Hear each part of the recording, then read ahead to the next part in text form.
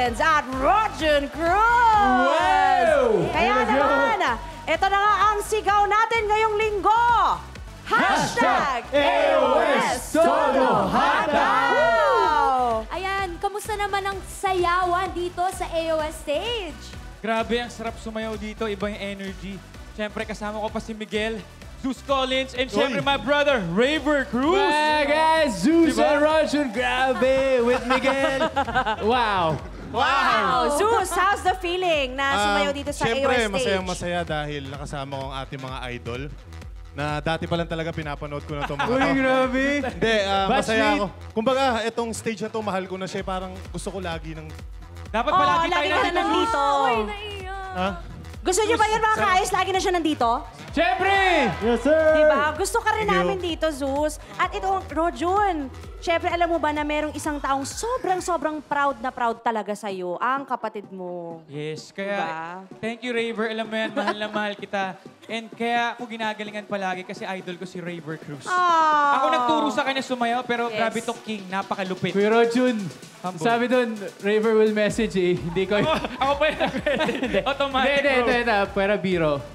Bro, grabe, sobrang proud ako kay Rojun. Hindi kasi nakikita nung mga tao yung pinagdaanan ninyo sa show na yun. And yung nangyayari after ng show, after ng rehearsals. And kitang-kita ko yung pagod ni Rojun. Every time makikita ko siya, parang talagang, bro, sakit na ng katawan ko. And then nung nanood ako mismo ng show, nagulat talaga ako na parang ibang Rojun yung nakita ko. So, parang, grabe. Yun talaga yung idol ko. Kaya ako nagsimula sumayaw dahil kay Rojun. Kaya talagang naiyak ako nung napanood ko siya, tapos nag-champion pa siya. Love you, King bro. Champion! Grabe. Let's go, love you. Grabe, Congratulations ulit sa kanila, no? And Aha. syempre, sobrang proud na proud ang mga kaayos sa inyong apat. Pero sobrang saya din namin dahil nakakahataw natin si Zeus. Alam naman natin, di ba?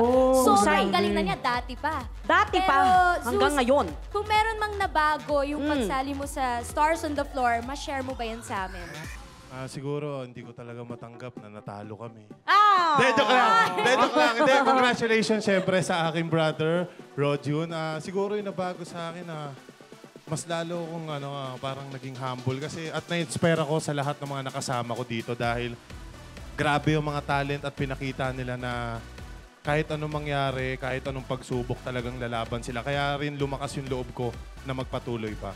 Tsaka nakita ko sa isang post, no, sabi nila, competition nga naman daw yung Stars on the Floor. But during the show and after the show, they all became one family. Yes, Tama family. ba yun? Family sila. Oo, di ba? Dahil dyan, congratulations sa inyong dalawa. Thank you. Para sa napaka-successful na Season 1 ng Stars on the Floor. Grabing intense sa mga routine nyo. Grabe. Lalo na yung mga yung mga dance battle na yan. Ako talaga.